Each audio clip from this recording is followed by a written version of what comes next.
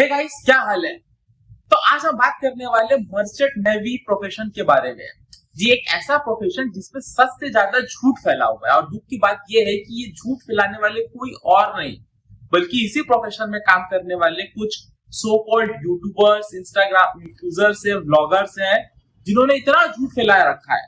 तो मुझे लगा क्यों ना एक वीडियो बनाया जाए और इस झूठ की धज्जियां उड़ा दी जाए। देखिए, मर्चेंट नेवी के बारे में जब भी हमारे माइंड में आता है तो हमारे सबसे पहला थॉट क्या आता है?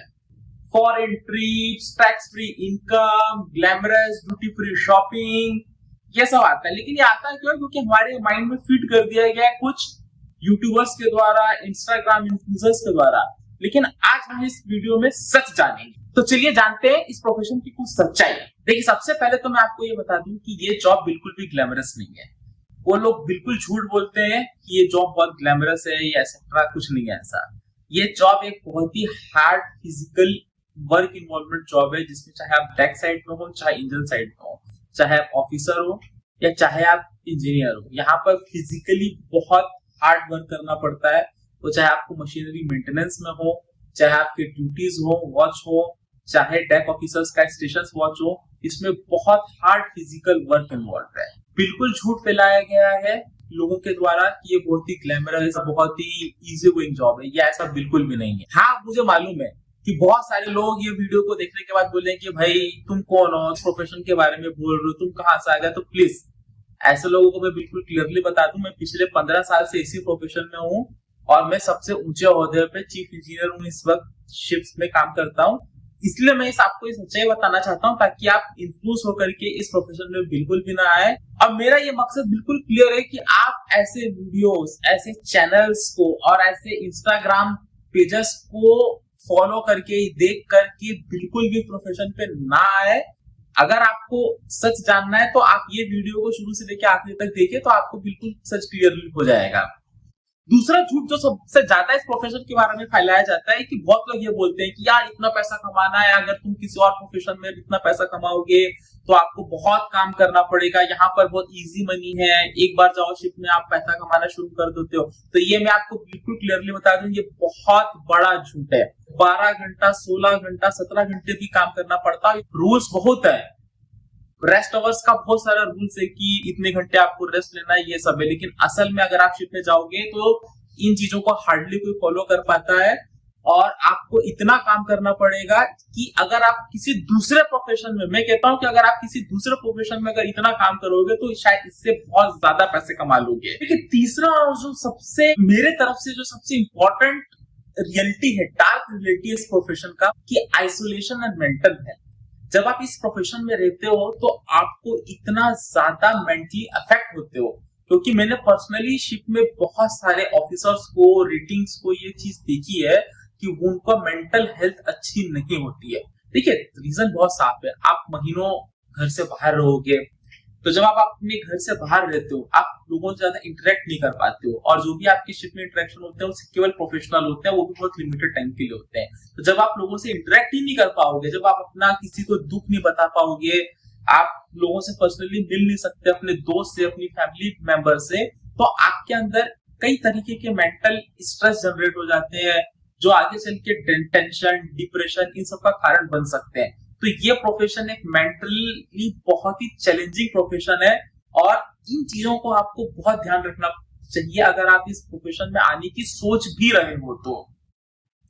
देखिए, चौथा पॉइंट आपको जानना बहुत जरूरी है।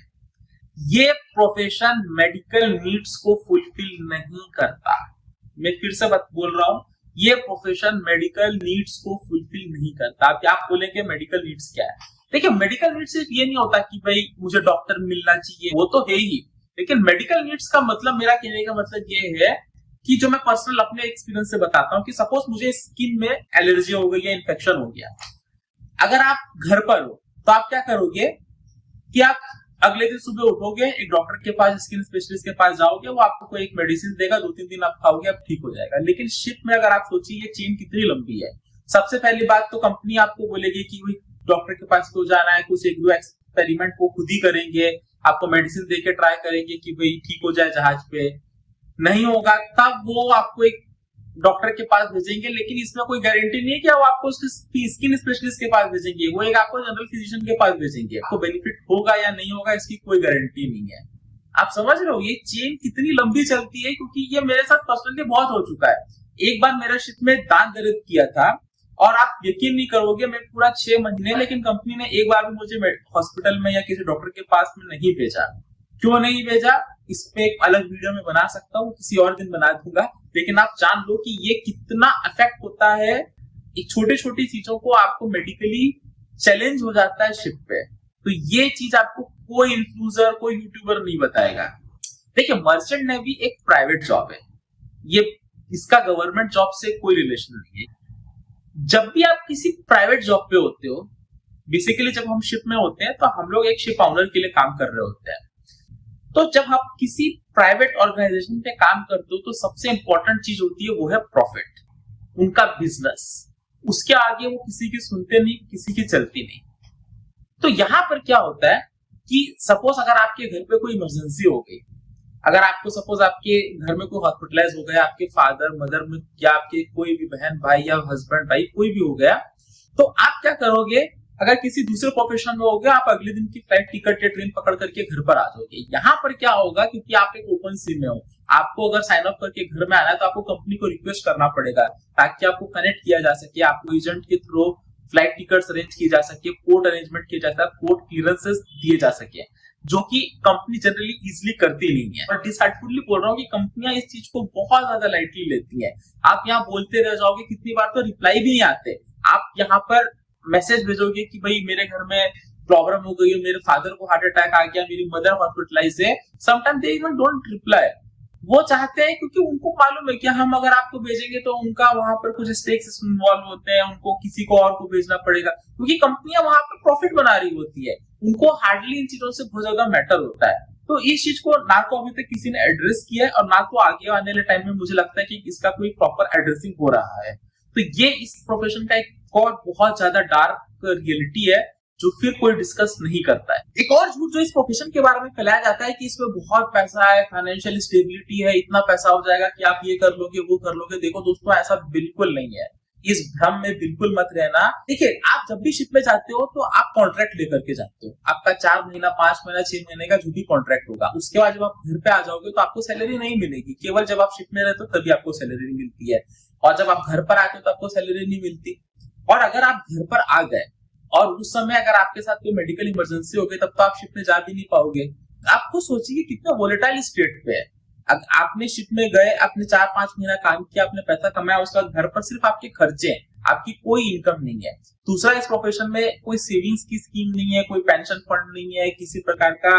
मुझे ऐसा पर्सनली फील लगता है कि ये एक जानबूझ करके एक ऐसा माहौल क्रिएट किया गया है कि सीफेयर्स को मनी सेविंग्स के बारे में सिखाया ही ना जाए, ताकि उन्हें एक आदत रहे, जब वो शिप से घर पर आए उनके पैसे खत्म हो और वो बार बार शिप पे आने का उनको एक मोटिवेशन रहे या उनके अंदर एक मजबूरी रहे, ताकि जो ये बड़ी कंपनीज की साइकिल है कि सीफेयर्स बार बार ज्वाइन करें, ये चलती रहे। तो ये भी एक डार्क ट्रूथ है। ये चीज जो पुराने सीफेयर्स है उनको भी ये समझनी पड़ेगी कि किस तरीके से उनके अंदर में एक मनी सेविंग्स का एटीट्यूड जनरेट ही नहीं किया गया है। और ऊपर से मार्केट बहुत वोलेटाइल है। कई छोटी कंपनीज में तो ऐसा होता है कि आप एक बार साइन ऑफ करके वापस घर में आ जाओ तो आपको एक लॉन्ग वेटिंग करनी पड़ती है दोबारा शिप ज्वाइन करने के लिए। ठीक है, मैं मानता हूं कि top 4 officers, captain, chief engineer, second engineer, chief officers के साथ ये प्रॉब्लम नहीं है, लेकिन बाकी ग्रुप के साथ तो ये डेफिनेटली प्रॉब्लम है, तो उन्हें वेट करना पड़ता है। तो वहां पर भी आपको अपनी फाइनेंशियल इनकम नहीं होती है, इसमें बहुत ज्यादा पैसा है। इस चीज को आपको दिमाग से बिल्कुल निकाल देना चाहिए। एक और बात जो मैं आपको पर्सनली बताना चाहता हूँ वो ये कि इस प्रोफेशन में किसी भी प्रकार का पर्सनल ग्रोथ नहीं होता। कि जब आप शिप में रहते हो तो बेसिकली आप तो सिर्फ काम करते हो और सोते हो, दूसरी चीज किसी चीज के लिए काम टाइम नहीं रहता। मैं किसी प्रकार का पैशन फॉलो कर दूं तो उसके लिए भी आपको बिल्कुल टाइम नहीं है। बिल्कुल एंड टू एंड साइकिल चलती है सोने की और काम करने की।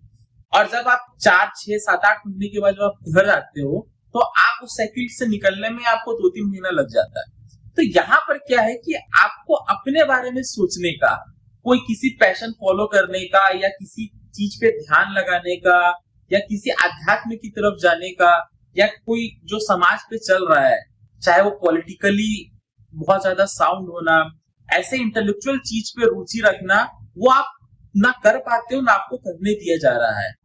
एक मेंटल इनलाइटमेंट जो होता है वो कहीं ना कहीं रुक सा जाता है, और मेरे हिसाब से ये सबसे बड़ा ड्रॉबैक है और सबसे बड़ा डैमेज है एक सीफेरर का। तो दोस्तों, ये कुछ डार्क रियलिटी है इस प्रोफेशन की, जो मैंने आपको अपने 15 साल के एक्सपीरियंस को मिला करके शेयर की है। मैं आपको एक चीज बता दूं दोस्तों, हर चमकती चीज सोना नहीं होती। ग्लैमर सिर्फ यूट्यूब इंस्टाग्राम पे ही है, असल में ऐसा बिल्कुल भी नहीं है। अगली बार अगर आपको कोई भी ऐसा यूट्यूब वीडियो जो कि इस प्रोफेशन को हाईलाइट करता हुआ दिखे, तो उस यूट्यूबर से, उस इंस्टाग्राम इन्फ्लुएंसर से आप 3 सवाल जरूर पूछिएगा दोस्तों। सबसे पहला, क्या उसके कोई ट्रेनिंग सेंटर या कॉलेज चलते हैं जिसके कारण वो अपना एक ऐसा झूठ फैला रहा है इस प्रोफेशन के बारे में, ताकि ज्यादा से ज्यादा लोग उसके कॉलेज या उसके ट्रेनिंग सेंटर को ज्वाइन करें। सेकंड क्वेश्चन जो उससे आप जरूर पूछिए वो ये कि जितने भी डेवलप्ड कंट्री है, अगर ये प्रोफेशन बहुत अच्छा है, चलिए मैं मान लिया कि मैं झूठा हूं और आप सच्चे हो, तो ये जितने भी डेवलप्ड कंट्रीज है, यूएसए, यूके, कनाडा, क्या इनके सिटीजन्स इस प्रोफेशन पे हैं? क्या कोई भी यूएसए का सिटीजन इस प्रोफेशन पे है? क्या ऑस्ट्रेलिया, यूके, फ्रांस, ऐसे जितने भी डेवलप्ड कंट्रीज है, उनके लोग इस प्रोफेशन पे क्यों नहीं आते? क्या रीजन है? कोई तो रीजन होगा ना। अगर ये प्रोफेशन इतना अच्छा है, इतना ग्लैमरस, इतना पैसे वाला और इतना सक्सेसफुल प्रोफेशन है, तो जो बड़े देश हैं, जो कि डेवलप्ड कंट्रीज हैं, उन देश के लोग इस प्रोफेशन पे क्यों नहीं आते? तीसरा क्वेश्चन, जो आप ये सो कॉल्ड यूट्यूबर्स और इंस्टाग्राम इन्फ्लुएंसर्स जो बैठे हुए हैं, उनसे आप पूछिए कि क्यों खास करके इंजन साइड में 70% इंजीनियर्स ये प्रोफेशन छोड़ देते हैं, फर्स्ट 5 इयर्स के अंदर ही छोड़ देते हैं। मेरे खुद के कॉलेज पे, मैं इंडिया के बेस्ट इंजीनियरिंग कॉलेज से पढ़ा हूं, मरीन इंजीनियरिंग कॉलेज से, और मेरे कॉलेज में आज की डेट में अगर मैं मान के चलूं कि 70 से 80% जो मेरे बैचमेट थे वो लोग ये प्रोफेशन छोड़ चुके हैं। ऐसा क्यों? कोई तो वजह होगी ना। और ये प्रोफेशन छोड़ करके लोगों ने ज्यादातर गवर्नमेंट जॉब ज्वाइन की है, किसी ने बिजनेस स्टार्ट कर लिया, किसी ने कुछ और कर लिया। तो आप ये 3 क्वेश्चन इन लोगों से जरूर पूछिए, और मैं आपको बिल्कुल गारंटी के साथ कह रहा हूं, आप लोगों को या तो गोलमोल जवाब आएगा या तो कोई जवाब ही नहीं आएगा। तो ठीक है दोस्तों, बहुत हो गया आज का ये वीडियो ऐसे लोगों को एक्सपोज करने का। अगर आपको ये वीडियो इंफॉर्मेटिव लगा हो, अच्छा लगा हो, तो आप मेरे चैनल को लाइक कीजिएगा, सब्सक्राइब कीजिएगा, और अगर आपको कोई भी और क्वेश्चन पूछना है इस प्रोफेशन के बारे में, तो आप नीचे कमेंट सेक्शन में जाकर के जरूर पूछ सकते हैं, मैं इसका जरूर रिप्लाई दूंगा।